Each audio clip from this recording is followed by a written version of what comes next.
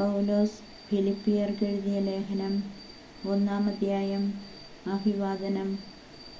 യേശുക്രിസ്തുവിൻ്റെ ദാസന്മാരായ പൗലോസും തിമോഥെയോസും ഫിലിപ്പിയിലെ മെത്രാന്മാരും ഡീക്കന്മാരും ഉൾപ്പെടെ യേശുക്രിസ്തുവിലുള്ള സകല വിശുദ്ധർക്കും എഴുതുന്നത്, നമ്മുടെ പിതാവായ ദൈവത്തിൽ നിന്നും കർത്താവായ യേശുക്രിസ്തുവിൽ നിന്നും നിങ്ങൾക്ക് കൃപയും സമാധാനവും കൃതജ്ഞതയും പ്രാർത്ഥനയും. ഞാൻ നിങ്ങളെ ഓർമ്മിക്കുമ്പോഴെല്ലാം എൻ്റെ ദൈവത്തിന് നന്ദി പറയുന്നു. എപ്പോഴും എൻ്റെ എല്ലാ പ്രാർത്ഥനകളിലും നിങ്ങൾക്കെല്ലാവർക്കും വേണ്ടി സന്തോഷത്തോടെ യാചിക്കുന്നു. ആദ്യ ദിവസം മുതൽ ഇന്നുവരെയും സുവിശേഷ പ്രചാരണത്തിലുള്ള നിങ്ങളുടെ കൂട്ടായ്മയ്ക്ക് ഞാൻ നന്ദി പറയുന്നു. നിങ്ങളിൽ സൽപ്രവൃത്തി ആരംഭിച്ചവൻ യേശുക്രിസ്തുവിൻ്റെ ദിനമാകുമ്പോഴേക്കും അത് പൂർത്തിയാക്കുമെന്ന് എനിക്ക് ബോധ്യമുണ്ട്. നിങ്ങളെ എൻ്റെ ഹൃദയത്തിൽ സംവഹിക്കുന്നത് കൊണ്ട് നിങ്ങളെല്ലാവരെയും കുറിച്ച് ഞാൻ അപ്രകാരം വിചാരിക്കുന്നത് യുക്തമാണ്. കാരണം നിങ്ങളെല്ലാവരും കൃപയിൽ എൻ്റെ പങ്കുകാരാണ്. അതുപോലെ തന്നെ എൻ്റെ ബന്ധനത്തിലും സുവിശേഷ സംരക്ഷണത്തിലും സ്ഥിരീകരണത്തിലും യേശുക്രിസ്തുവിൻ്റെ വാത്സല്യത്തോടെ നിങ്ങളെല്ലാവരെയും കാണാൻ ഞാൻ എത്രമാത്രം ആഗ്രഹിക്കുന്നുവെന്നതിന് ദൈവം തന്നെ സാക്ഷി. നിങ്ങളുടെ സ്നേഹം ജ്ഞാനത്തിലും എല്ലാ തരത്തിലുമുള്ള വിവേചനാശക്തിയിലും ഉത്തരോത്തരം വർദ്ധിച്ചു വരട്ടെ എന്ന് ഞാൻ പ്രാർത്ഥിക്കുന്നു. അങ്ങനെ ഉത്തമമായവ തിരഞ്ഞെടുക്കാൻ നിങ്ങൾക്ക് കഴിയും. ദൈവത്തിൻ്റെ മഹത്വത്തിനും സ്തുതിക്കും വേണ്ടി യേശുക്രിസ്തുവിലൂടെ ലഭിക്കുന്ന നീതിയുടെ ഫലങ്ങൾ കൊണ്ട് നിറഞ്ഞ് നിങ്ങൾ ക്രിസ്തുവിൻ്റെ ദിനത്തിലേക്ക് നിഷ്കളങ്കരും നിർദോഷരുമായി ഭവിക്കട്ടെ. എനിക്ക് ജീവിതം ക്രിസ്തു. സഹോദരരെ, എനിക്ക് സംഭവിച്ചതെല്ലാം സുവിശേഷത്തിൻ്റെ പുരോഗതിക്ക് കാരണമായെന്ന് നിങ്ങൾ അറിയാൻ ഞാൻ ആഗ്രഹിക്കുന്നു. കാരണം ഞാൻ ക്രിസ്തുവിന് വേണ്ടിയാണ് ബന്ധനസ്ഥനായതെന്ന് പ്രത്തോറിയം മുഴുവനിലും ശേഷം എല്ലാവർക്കും സുവിദിതമാണ്. മിക്ക സഹോദരർക്കും എൻ്റെ ബന്ധനം നിമിത്തം കർത്താവിൽ ആത്മധൈര്യം ലഭിച്ചതുകൊണ്ട് ഭയം കൂടാതെ ദൈവവചനം പ്രസംഗിക്കാൻ അവർ കൂടുതൽ സന്നദ്ധരായിരിക്കുന്നു. ചിലർ അസൂയയും മാത്സര്യവും നിമിത്തം ക്രിസ്തുവിനെ പ്രസംഗിക്കുന്നു. മറ്റു ചിലർ സന്മനസ്സോടെ തന്നെ പ്രസംഗിക്കുന്നു. ഇവർ സ്നേഹത്തിൻ്റെ പേരിലാണ് അങ്ങനെ ചെയ്യുന്നത്. കാരണം സുവിശേഷത്തിൻ്റെ സംരക്ഷണത്തിന് ഞാൻ നിയുക്തനാണെന്ന് അവർക്കറിയാം. ആദ്യത്തെ കൂട്ടർ കക്ഷി മാത്സര്യം മൂലം എൻ്റെ ബന്ധനത്തിൽ എനിക്ക് ദുഃഖം വർദ്ധിപ്പിക്കാമെന്ന് വിചാരിച്ചുകൊണ്ട് ആത്മാർത്ഥത കൂടാതെ ക്രിസ്തുവിനെ പ്രസംഗിക്കുന്നു. എന്നാൽ എന്ത്? ആത്മാർത്ഥതയോടെ ആണെങ്കിലും കാവട്യത്തോടെ ആണെങ്കിലും എല്ലാവിധത്തിലും ക്രിസ്തുവാണല്ലോ പ്രസംഗിക്കപ്പെടുന്നത്. ഇതിൽ ഞാൻ സന്തോഷിക്കുന്നു, ഇനി സന്തോഷിക്കുകയും ചെയ്യും. നിങ്ങളുടെ പ്രാർത്ഥന വഴിയും യേശുക്രിസ്തുവിൻ്റെ ആത്മാവിൻ്റെ ദാനത്താലും ഇതെനിക്ക് മോചനത്തിനായി പരിണമിക്കുമെന്ന് ഞാൻ അറിയുന്നു. ആകയാൽ എനിക്ക് ഒന്നിലും ലജ്ജിക്കേണ്ടി വരികയില്ലെന്നും മറിച്ച് പൂർണ്ണധൈര്യത്തോടെ എപ്പോഴും എന്ന പോലെ ഇപ്പോഴും ക്രിസ്തുവിൻ്റെ ശരീരത്തിൽ ജീവിതം വഴിയോ മരണം വഴിയോ മഹത്വപ്പെടണമെന്നും എനിക്ക് തീവ്രമായ ആഗ്രഹവും പ്രതീക്ഷയുമുണ്ട്. എനിക്ക് ജീവിതം ക്രിസ്തുവും മരണം നേട്ടവുമാണ്. ശാരീരികമായി ഇനിയും ഞാൻ ജീവിക്കുകയാണെങ്കിൽ ഫലപ്രദമായി ജോലി ചെയ്യാൻ സാധിക്കും. എങ്കിലും ഏതാണ് തിരഞ്ഞെടുക്കേണ്ടതെന്ന് എനിക്ക് അറിഞ്ഞുകൂടാ. ഇവ രണ്ടിനുമിടയിൽ ഞാൻ ഞെരുങ്ങുന്നു. എങ്കിലും എൻ്റെ ആഗ്രഹം മരിച്ച് ക്രിസ്തുവിനോടുകൂടെ ആയിരിക്കാനാണ്. കാരണം അതാണ് കൂടുതൽ ശ്രേഷ്ഠം. പക്ഷേ ഞാൻ ശരീരത്തിൽ തുടരുക നിങ്ങളെ സംബന്ധിച്ചിടത്തോളം കൂടുതൽ ആവശ്യമാണ്. നിങ്ങളുടെ അഭിവൃദ്ധിക്കും വിശ്വാസത്തിലുള്ള സന്തോഷത്തിനുമായി ഞാൻ തുടർന്ന് ജീവിക്കുമെന്നും നിങ്ങളെല്ലാവരുടെയും കൂടെ ആയിരിക്കുമെന്നും എനിക്കറിയാം. നിങ്ങളുടെ അടുത്തേക്കുള്ള എൻ്റെ തിരിച്ചുവരവ് യേശുക്രിസ്തുവിൽ ഞാൻ മൂലമുള്ള നിങ്ങളുടെ അഭിമാനത്തെ വർദ്ധിപ്പിക്കും. വിശ്വാസത്തെ പ്രതി പോരാട്ടം. ഞാൻ നിങ്ങളെ വന്നു കണ്ടാലും നിങ്ങളിൽ നിന്ന് ദൂരസ്ഥനായിരുന്നാലും നിങ്ങൾ ഒരേ ആത്മാവോടും ഒരേ മനസ്സോടും കൂടെ ഉറച്ചു നിന്ന് സുവിശേഷത്തിലുള്ള വിശ്വാസത്തിനു വേണ്ടി പോരാടുന്നുവെന്ന് നിങ്ങളെക്കുറിച്ച് കേൾക്കുവാൻ തക്കവിധം ക്രിസ്തുവിൻ്റെ സുവിശേഷത്തിന് യോഗ്യമായ രീതിയിൽ നിങ്ങൾ ജീവിക്കണമെന്ന് മാത്രം. നിങ്ങളുടെ എതിരാളികളിൽ നിന്നുണ്ടാകുന്ന യാതൊന്നിനെയും ഭയപ്പെടേണ്ട. ദൈവത്തിൽ നിന്നുള്ള അടയാളമാണത്. അവർക്ക് നാശത്തിൻ്റെയും നിങ്ങൾക്ക് രക്ഷയുടെയും. ക്രിസ്തുവിൽ വിശ്വസിക്കാൻ മാത്രമല്ല, അവനു വേണ്ടി സഹിക്കാൻ കൂടെയുള്ള അനുഗ്രഹം അവനെ പ്രതി നിങ്ങൾക്ക് ലഭിച്ചിരിക്കുന്നു. ഒരിക്കൽ ഞാൻ ചെയ്തതായി കണ്ടതും ഇപ്പോൾ ഞാൻ ചെയ്യുന്നതായി നിങ്ങൾ കേൾക്കുന്നതുമായ അതേ പോരാട്ടത്തിൽ തന്നെയാണല്ലോ നിങ്ങളും ഏർപ്പെട്ടിരിക്കുന്നത്. അധ്യായം 2. തന്നെ ശൂന്യനാക്കിയ ക്രിസ്തു. ആകയാൽ ക്രിസ്തുവിൽ എന്തെങ്കിലും ആശ്വാസമോ, സ്നേഹത്തിൽ നിന്നുള്ള സാന്ത്വനമോ, ആത്മാവിലുള്ള കൂട്ടായ്മയോ, എന്തെങ്കിലും കാരുണ്യമോ അനുകമ്പയോ ഉണ്ടെങ്കിൽ, നിങ്ങൾ ഒരേ കാര്യങ്ങൾ ചിന്തിച്ചുകൊണ്ട് ഒരേ സ്നേഹത്തിൽ വർദ്ധിച്ച് ഒരേ ആത്മാവും ഒരേ അഭിപ്രായവുമുള്ളവരായി എൻ്റെ സന്തോഷം പൂർണ്ണമാക്കുവിൻ. മാത്സര്യമോ വ്യർത്ഥാഭിമാനമോ മൂലം നിങ്ങളൊന്നും ചെയ്യരുത്. മറിച്ച് ഓരോരുത്തരും താഴ്മയോടെ മറ്റുള്ളവരെ തങ്ങളെക്കാൾ ശ്രേഷ്ഠരായി കരുതണം. ഓരോരുത്തരും സ്വന്തം താല്പര്യം മാത്രം നോക്കിയാൽ പോരാ, മറിച്ച് മറ്റുള്ളവരുടെ താല്പര്യവും പരിഗണിക്കണം. യേശു ക്രിസ്തുവിനുണ്ടായിരുന്ന ഈ മനോഭാവം നിങ്ങളിലും ഉണ്ടാകട്ടെ. ദൈവത്തിൻ്റെ രൂപത്തിലായിരുന്നെങ്കിലും അവൻ ദൈവവുമായുള്ള സമാനത നിലനിർത്തേണ്ട ഒരു കാര്യമായി പരിഗണിച്ചില്ല. തന്നെ ശൂന്യനാക്കിക്കൊണ്ട് ദാസന്റെ രൂപം സ്വീകരിച്ച് മനുഷ്യരുടെ സാദൃശ്യത്തിലായിത്തീർന്ന് ആകൃതിയിൽ മനുഷ്യനെ പോലെ കാണപ്പെട്ടു.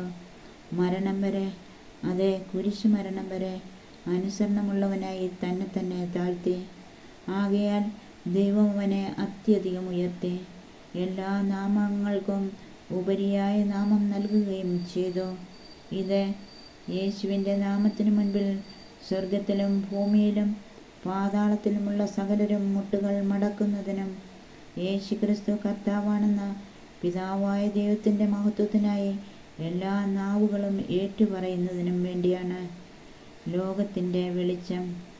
എൻ്റെ പ്രിയപ്പെട്ടവരെ, നിങ്ങൾ എപ്പോഴും അനുസരണയോടെ വർദ്ധിച്ചിട്ടുള്ളതുപോലെ എൻ്റെ സാന്നിധ്യത്തിൽ മാത്രമല്ല, ഞാൻ അകന്നിരിക്കുന്ന ഈ സമയത്തും പൂർവാധികം ഭയത്തോടും വിറയലോടും കൂടെ നിങ്ങളുടെ സ്വന്തം രക്ഷയ്ക്ക് വേണ്ടി അധ്വാനിക്കുവിൻ. എന്തെന്നാൽ തൻ്റെ അഭീഷ്ടമനുസരിച്ച് ഇച്ഛിക്കാനും പ്രവർത്തിക്കാനും നിങ്ങളെ ഉത്തേജിപ്പിക്കുന്നത് ദൈവമാണ്. എല്ലാ കാര്യങ്ങളും മുറുമുറുപ്പും തർക്കവും കൂടാതെ ചെയ്യുവിൻ.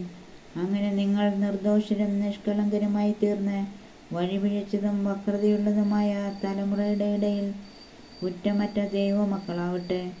അവരുടെ മധ്യേ ലോകത്തിൽ നിങ്ങൾ വെളിച്ചമായി പ്രകാശിക്കുകയും ചെയ്യട്ടെ. നിങ്ങൾ ജീവന്റെ വചനത്തെ മുറുകെ പിടിക്കുവിൻ. അപ്പോൾ ഞാൻ ഓടിയതും അധ്വാനിച്ചതും വ്യർത്ഥമായില്ലെന്ന് ക്രിസ്തുവിൻ്റെ ദിനത്തിൽ എനിക്ക് അഭിമാനിക്കാം. നിങ്ങളുടെ ബലിയുടെയും വിശ്വാസത്തിൽ നിന്നുള്ള ശുശ്രൂഷയുടെയും മേൽ ഒരു നൈവേദ്യമായി എൻ്റെ ജീവൻ ചൊരിയേണ്ടി വന്നാൽ തന്നെയും ഞാനതിൽ സന്തോഷിക്കുകയും നിങ്ങളെല്ലാവരോടും കൂടെ ആനന്ദിക്കുകയും ചെയ്യും. ഇപ്രകാരം തന്നെ നിങ്ങളും എന്നോടുകൂടെ സന്തോഷിക്കുകയും എൻ്റെ ആനന്ദത്തിൽ പങ്കുകൊള്ളുകയും ചെയ്യും. തിമോഥെയോസ്. നിങ്ങളുടെ വിവരങ്ങൾ അറിഞ്ഞ് എനിക്ക് സന്തോഷിക്കാൻ വേണ്ടി തിമോഥെയോസിനെ ഉടനെ നിങ്ങളുടെ അടുത്തേക്ക് അയക്കാമെന്ന് കർത്താവായ യേശുവിൽ ഞാൻ പ്രത്യാശിക്കുന്നു. അവനെപ്പോലെ നിങ്ങളുടെ കാര്യത്തിൽ ആത്മാർത്ഥമായി താല്പര്യമുള്ള വേറൊരാൾ എനിക്കില്ല. എല്ലാവരും അന്വേഷിക്കുന്നത് സ്വന്തം കാര്യമാണ്, യേശു ക്രിസ്തുവിൻ്റെ കാര്യമല്ല. എന്നാൽ തിമോഥെയോസിൻ്റെ സ്വഭാവഗുണം നിങ്ങൾക്കറിയാമല്ലോ. പുത്രൻ പിതാവിനോടൊത്ത് എന്നതുപോലെ അവൻ എന്നോടൊത്ത് സുവിശേഷത്തിന് ശുശ്രൂഷ ചെയ്തു. എൻ്റെ കാര്യം എങ്ങനെയാകുമെന്നറിഞ്ഞാലുടനെ അവനെ അയക്കാമെന്ന് പ്രതീക്ഷിക്കുന്നു. എനിക്ക് വേഗം വരാൻ സാധിക്കുമെന്ന് കർത്താവിൽ ഞാൻ പ്രത്യാശിക്കുന്നു. എപ്പഫ്രോദിത്തോസ്. എൻ്റെ സഹോദരനും സഹപ്രവർത്തകനും സഹയോദ്ധാവും നിങ്ങളുടെ അപ്പസ്തോലനും എൻ്റെ ആവശ്യങ്ങളിൽ ശുശ്രൂഷകനുമായ എപ്പഫ്രോദിത്തോസിനെ നിങ്ങളുടെ അടുത്തേക്ക് അയക്കേണ്ടതാണെന്ന് ഞാൻ കരുതുന്നു. നിങ്ങളെ എല്ലാവരെയും കാണാൻ അവൻ അതീവ തൽപരനാണ്. കൂടാതെ താൻ രോഗിയാണെന്ന് നിങ്ങൾ കേട്ടതിൽ അവൻ വളരെ അസ്വസ്ഥനായിരിക്കുകയുമാണ്. അതെ, അവൻ രോഗബാധിതനായി മരണത്തോളം എത്തി. എങ്കിലും ദൈവം അവനോട് കരുണ കാണിച്ചു. അവനോട് മാത്രമല്ല, എന്നോടും. എനിക്ക് ദുഃഖത്തിന്മേൽ ദുഃഖം ഉണ്ടാകാതിരിക്കാൻ വേണ്ടി അവനെ നിങ്ങൾ വീണ്ടും കണ്ട് സന്തോഷിക്കാനും അങ്ങനെ എൻ്റെ ദുഃഖം കുറയാനും വേണ്ടി അവനെ അയക്കാൻ ഞാൻ അതീവ തൽപരനാണ്. അതുകൊണ്ട് പൂർണ്ണ സന്തോഷത്തോടെ നിങ്ങൾ കർത്താവിൽ അവനെ സ്വീകരിക്കുവിൻ. അവനെപ്പോലെയുള്ളവരെ നിങ്ങൾ ബഹുമാനിക്കണം.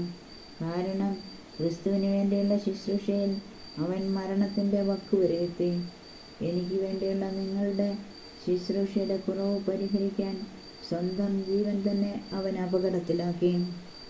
അധ്യായം 3. യഥാർത്ഥ നീതി. എൻ്റെ സഹോദരരെ, നിങ്ങൾ കർത്താവിൽ സന്തോഷിക്കുവിൻ. ഒരേ കാര്യം വീണ്ടും എഴുതുന്നതിൽ എനിക്ക് മടുപ്പ് തോന്നുന്നില്ല. നിങ്ങൾക്കത് കൂടുതൽ സുരക്ഷിതത്വം നൽകും. നായ്ക്കളെയും തിന്മകൾ പ്രവർത്തിക്കുന്നവരെയും പരിച്ഛേദനവാദികളെയും സൂക്ഷിച്ചുകൊള്ളുവിൻ. നമ്മളാണ് യഥാർത്ഥ പരിച്ഛേദിതർ. ദൈവത്തെ ആത്മാവിൽ ആരാധിക്കുകയും യേശുക്രിസ്തുവിൽ അഭിമാനം കൊള്ളുകയും ജഡത്തിൽ ശരണം വയ്ക്കാതിരിക്കുകയും ചെയ്യുന്ന നമ്മൾ. എന്നാൽ എനിക്ക് ശരീരത്തിലും പ്രത്യാശ വയ്ക്കാൻ കഴിയും. ശരീരത്തിൽ പ്രത്യാശയുണ്ട് എന്ന് വിചാരിക്കുന്ന ആരെയേക്കാൾ കൂടുതലായി അതിനുള്ള അവകാശം എനിക്കുണ്ട്. കാരണം 8-ാം ദിവസം പരിച്ഛേദനം ചെയ്യപ്പെട്ടവനാണ് ഞാൻ. Israel വംശത്തിലും Benjamin ഗോത്രത്തിലും പിറന്നവൻ. ഹെബ്രായരിൽ നിന്ന് ജനിച്ച ഹെബ്രായൻ. നിയമപ്രകാരം ഫരിസേയൻ. തീക്ഷ്ണത കൊണ്ട് സഭയെ പീഡിപ്പിച്ചവൻ. നീതിയുടെ കാര്യത്തിൽ നിയമത്തിൻ്റെ മുൻപിൽ കുറ്റമില്ലാത്തവൻ. എന്നാൽ എനിക്ക് ലാഭമായിരുന്ന ഇവയെല്ലാം ക്രിസ്തുവിനെ പ്രതി നഷ്ടമായി ഞാൻ കണക്കാക്കി. ഇവ മാത്രമല്ല, എൻ്റെ കർത്താവായ യേശുക്രിസ്തുവിനെ പറ്റിയുള്ള ജ്ഞാനം കൂടുതൽ വിലയുള്ളതാകിയാൽ സർവവും നഷ്ടമായി തന്നെ ഞാൻ പരിഗണിക്കുന്നു. അവനെ പ്രതി ഞാൻ സകലവും നഷ്ടപ്പെടുത്തുകയും ഉച്ഛിഷ്ടം പോലെ കരുതുകയുമാണ്. ഇത് ക്രിസ്തുവിനെ നേടുന്നതിനും അവനോടുകൂടെ ഒന്നായി കാണപ്പെടുന്നതിനും വേണ്ടി അത്രേ. എനിക്ക് നിയമത്തിൽ നിന്ന് ലഭിച്ച നീതിയല്ല ഉള്ളത്, പിന്നെയോ ക്രിസ്തുവിലുള്ള വിശ്വാസം വഴി ലഭിക്കുന്ന നീതിയാണ്. അതായത് വിശ്വാസത്തെ ആസ്പദമാക്കി ദൈവത്തിൽ നിന്നുള്ള നീതി. അത് അവനെയും അവൻ്റെ പുനരുദ്ധാനത്തിൻ്റെ ശക്തിയെയും ഞാൻ അറിയുന്നതിനും അവൻ്റെ സഹനത്തിൽ പങ്കുചേരുന്നതിനും അവൻ്റെ മരണത്തോട് താതാത്മ്യപ്പെടുന്നതിനും വേണ്ടിയാണ്. അങ്ങനെ മരിച്ചവരിൽ നിന്നുള്ള ഉയർപ്പ് പ്രാപിക്കാമെന്ന് ഞാൻ പ്രതീക്ഷിക്കുന്നു. ലക്ഷ്യത്തിലേക്ക്. ഇതെനിക്ക് കിട്ടിക്കഴിഞ്ഞെന്നോ ഞാൻ പരിപൂർണനായെന്നോ അർത്ഥമില്ല. ഇത് സ്വന്തമാക്കാൻ വേണ്ടി ഞാൻ തീവ്രമായി പരിശ്രമിക്കുകയാണ്. യേശുക്രിസ്തു എന്നെ സ്വന്തമാക്കിയിരിക്കുന്നു. സഹോദരരെ, ഞാൻ തന്നെ ഇനിയും ഇത് സ്വന്തമാക്കിയെന്ന് കരുതുന്നില്ല. എന്നാൽ ഒരു കാര്യം ഞാൻ ചെയ്യുന്നു. എൻ്റെ പിന്നിലുള്ളവയെ വിസ്മരിച്ചിട്ട് മുൻപിലുള്ളവയെ ലക്ഷ്യമാക്കി ഞാൻ മുന്നേറുന്നു. യേശുക്രിസ്തുവിലൂടെ ഉന്നതത്തിലേക്കുള്ള ദൈവത്തിൻ്റെ വിലയാകുന്ന സമ്മാനത്തിനു വേണ്ടി ഞാൻ ലക്ഷ്യത്തിലേക്ക് പ്രയാണം ചെയ്യുന്നു. അതിനാൽ നമ്മിൽ പൂർണ്ണത പ്രാപിച്ചവർ ഇങ്ങനെ തന്നെ ആഗ്രഹിക്കട്ടെ. ആരെങ്കിലും ഏതെങ്കിലും കാര്യത്തിൽ ഭിന്നമായി ചിന്തിക്കുന്നെങ്കിൽ ദൈവം നിങ്ങൾക്ക് അത് വ്യക്തമാക്കി തരും. എന്നാൽ നേടിയെടുത്തതിനെ മുറുകെ പിടിച്ചുകൊണ്ട് തന്നെ വേണം നമ്മുടെ പ്രവർത്തനം. സഹോദരരെ, നിങ്ങൾ എന്നെ അനുകരിക്കുന്നവരുടെ കൂടെ ചേരുവിൻ. ഞങ്ങളുടെ മാതൃകയനുസരിച്ച് ജീവിക്കുന്നവരെ കണ്ട് പഠിക്കുവിൻ. എന്നാൽ പലരും ക്രിസ്തുവിൻ്റെ കുരിശിൻ്റെ ശത്രുക്കളായി ജീവിക്കുന്നു എന്ന് പലപ്പോഴും നിങ്ങളോട് ഞാൻ പറഞ്ഞിട്ടുള്ളത് തന്നെ ഇപ്പോൾ കണ്ണീരോടെ ആവർത്തിക്കുന്നു. നാശമാണ് അവരുടെ അവസാനം, ഉദരമാണ് അവരുടെ ദൈവം. ലജ്ജാകരമായതിൽ അവർ അഭിമാനം കൊള്ളുന്നു, ഭൗമികമായത് മാത്രം അവർ ചിന്തിക്കുന്നു. എന്നാൽ നമ്മുടെ പൗരത്വം സ്വർഗത്തിലാണ്. അവിടെ നിന്ന് ഒരു രക്ഷകനെ, കർത്താവായ യേശുക്രിസ്തുവിനെ നാം കാത്തിരിക്കുന്നു. സകലത്തെയും തനിക്ക് കീഴ്പ്പെടുത്താൻ കഴിയുന്ന ശക്തി വഴി അവൻ നമ്മുടെ ദുർബല ശരീരത്തെ തൻ്റെ മഹത്വമുള്ള ശരീരം പോലെ രൂപാന്തരപ്പെടുത്തും. അധ്യായം 4. ആകയാൽ പ്രിയപ്പെട്ടവരെ, ഞാൻ കാണാൻ ആഗ്രഹിക്കുന്ന എൻ്റെ സന്തോഷവും കിരീടവുമായ വത്സല സഹോദരരെ, നിങ്ങൾ കർത്താവിൽ ഉറച്ചു നിൽക്കുവിൻ. ഉപദേശങ്ങൾ. കർത്താവിൽ ഏക മനസ്സോടെ ഇരിക്കാൻ ഞാൻ എവോദ്യയോടും സിന്തിക്കയോടും അഭ്യർത്ഥിക്കുന്നു. കൂടാതെ എൻ്റെ ആത്മസുഹൃത്ത് ക്ലെമന്റിനോടും എൻ്റെ മറ്റ് സഹപ്രവർത്തകരോടും കൂടെ സുവിശേഷത്തിനു വേണ്ടി എന്നോടൊപ്പം പ്രയത്നിച്ച ആ സ്ത്രീകളെ സഹായിക്കണമെന്ന് ഞാൻ നിന്നോട് അഭ്യർത്ഥിക്കുന്നു. അവരുടെ നാമം ജീവൻ്റെ പുസ്തകത്തിലുണ്ട്. നിങ്ങൾ എപ്പോഴും നമ്മുടെ കർത്താവിൽ സന്തോഷിക്കുവിൻ. ഞാൻ വീണ്ടും പറയുന്നു, നിങ്ങൾ സന്തോഷിക്കുവിൻ. നിങ്ങളുടെ ക്ഷമാശീലം എല്ലാവരും അറിയട്ടെ. കർത്താവ് അടുത്തെത്തിയിരിക്കുന്നു. ഒന്നിനെക്കുറിച്ചും ആകുലരാകേണ്ട. പ്രാർത്ഥനയിലൂടെയും അപേക്ഷയിലൂടെയും കൃതജ്ഞതാ സ്തോത്രങ്ങളോടെ നിങ്ങളുടെ യാചനകൾ ദൈവസന്നിധിയിൽ അർപ്പിക്കുവിൻ. അപ്പോൾ നമ്മുടെ എല്ലാ ധാരണയെയും അതിലംഘിക്കുന്ന ദൈവത്തിൻ്റെ സമാധാനം നിങ്ങളുടെ ഹൃദയങ്ങളെയും ചിന്തകളെയും യേശുക്രിസ്തുവിൽ കാത്തുകൊള്ളും. അവസാനമായി സഹോദരരെ, സത്യവും വന്ധ്യവും നീതിയുക്തവും പരിശുദ്ധവും സ്നേഹാർഹവും സ്തുത്യർഹവും ഉത്തമവും പ്രശംസായോഗ്യവുമായ എല്ലാ കാര്യങ്ങളെയും കുറിച്ച് ചിന്തിക്കുവിൻ. എന്നിൽ നിന്ന് പഠിച്ചതും സ്വീകരിച്ചതും കേട്ടതും എന്നിൽ കണ്ടതും നിങ്ങൾ ചെയ്യുവിൻ. അപ്പോൾ സമാധാനത്തിൻ്റെ ദൈവം നിങ്ങളുടെ കൂടെ ഉണ്ടായിരിക്കും. സഹായത്തിന് നന്ദി. നിങ്ങളിപ്പോൾ വീണ്ടും എന്നോട് താൽപ്പര്യം കാണിക്കുന്നതിനാൽ ഞാൻ കർത്താവിൽ വളരെ സന്തോഷിക്കുന്നു. ഈ താൽപ്പര്യം നിങ്ങൾക്ക് പണ്ടും ഉണ്ടായിരുന്നതാണ്, എന്നാൽ അത് പ്രകടിപ്പിക്കാൻ അവസരമില്ലായിരുന്നല്ലോ. എനിക്ക് എന്തെങ്കിലും കുറവുള്ളതുകൊണ്ടല്ല ഞാനിത് പറയുന്നത്. കാരണം ഏതു സാഹചര്യത്തിലും സംതൃപ്തിയോടെ കഴിയാൻ ഞാൻ പഠിച്ചിട്ടുണ്ട്. താഴ്ന്ന നിലയിൽ ജീവിക്കാൻ എനിക്കറിയാം. സമൃദ്ധിയിൽ ജീവിക്കാനും ഏതു സാഹചര്യത്തിലും കഴിയാനും എനിക്ക് പരിശീലനം ലഭിച്ചിട്ടുണ്ട്. അതെ, സുഭിക്ഷത്തിലും ദുർഭിക്ഷത്തിലും സമൃദ്ധിയിലും ദാരിദ്ര്യത്തിലുമെല്ലാം എന്നെ ശക്തനാക്കുന്നവനിലൂടെ എല്ലാം ചെയ്യാൻ എനിക്ക് സാധിക്കും. എങ്കിലും എൻ്റെ ഞെരുക്കങ്ങളിൽ സൗമനസ്യത്തോടെ നിങ്ങൾ പങ്കുചേർന്നു. ഫിലിപ്പ്യരെ, സുവിശേഷ പ്രചാരണത്തിൻ്റെ ആരംഭത്തിൽ ഞാൻ മക്കെദോന്യ വിട്ടപ്പോൾ നിങ്ങളൊഴികെ മറ്റൊരു സഭയും എന്നോട് കൊടുക്കൽ വാങ്ങലിൽ പങ്കുചേർന്നില്ലെന്ന് നിങ്ങൾക്ക് തന്നെ അറിയാമല്ലോ. ഞാൻ തെസലോനിക്കായിലായിരുന്നപ്പോൾ പോലും എൻ്റെ ആവശ്യത്തിന് 1-2 പ്രാവശ്യം നിങ്ങൾ സഹായം അയച്ചു തന്നു. ഞാൻ ദാനം ആഗ്രഹിക്കുന്നുവെന്ന് വിചാരിക്കരുത്. പിന്നെയോ നിങ്ങൾക്ക് പ്രതിഫലം വർദ്ധിക്കണമെന്നാണ് എൻ്റെ ആഗ്രഹം. എനിക്ക് ആവശ്യത്തിനും അതിലധികവും ലഭിച്ചു. എനിക്ക് എല്ലാം തികഞ്ഞിരിക്കുന്നു. കാരണം എപ്പഫ്രോദിത്തോസിൻ്റെ അടുത്തുനിന്ന് നിങ്ങളുടെ ദാനം ദൈവത്തിന് പ്രസാദിച്ചതും സുരഭിലവും സ്വീകാര്യവുമായ ബലി ഞാൻ സ്വീകരിച്ചു. എൻ്റെ ദൈവം തൻ്റെ മഹത്വത്തിൻ്റെ സമ്പന്നതയിൽ നിന്ന് യേശുക്രിസ്തു വഴി നിങ്ങൾക്ക് ആവശ്യമുള്ളതെല്ലാം നൽകും. നമ്മുടെ പിതാവായ ദൈവത്തിന് എന്നും എന്നേക്കും മഹത്വമുണ്ടായിരിക്കട്ടെ. ആമേൻ. നിങ്ങൾ യേശുക്രിസ്തുവിൽ സകല വിശുദ്ധരെയും അഭിവാദനം ചെയ്യുവിൻ. എൻ്റെ കൂടെയുള്ള സഹോദരർ നിങ്ങളെ അഭിവാദനം ചെയ്യുന്നു. എല്ലാ വിശുദ്ധരും, പ്രത്യേകിച്ച് സീസറിൻ്റെ ഭവനത്തിൽപ്പെട്ടവർ നിങ്ങളെ അഭിവാദനം ചെയ്യുന്നു. നമ്മുടെ കർത്താവായ യേശുക്രിസ്തുവിൻ്റെ കൃപ നിങ്ങളുടെ ആത്മാവോടുകൂടെ ഉണ്ടായിരിക്കട്ടെ.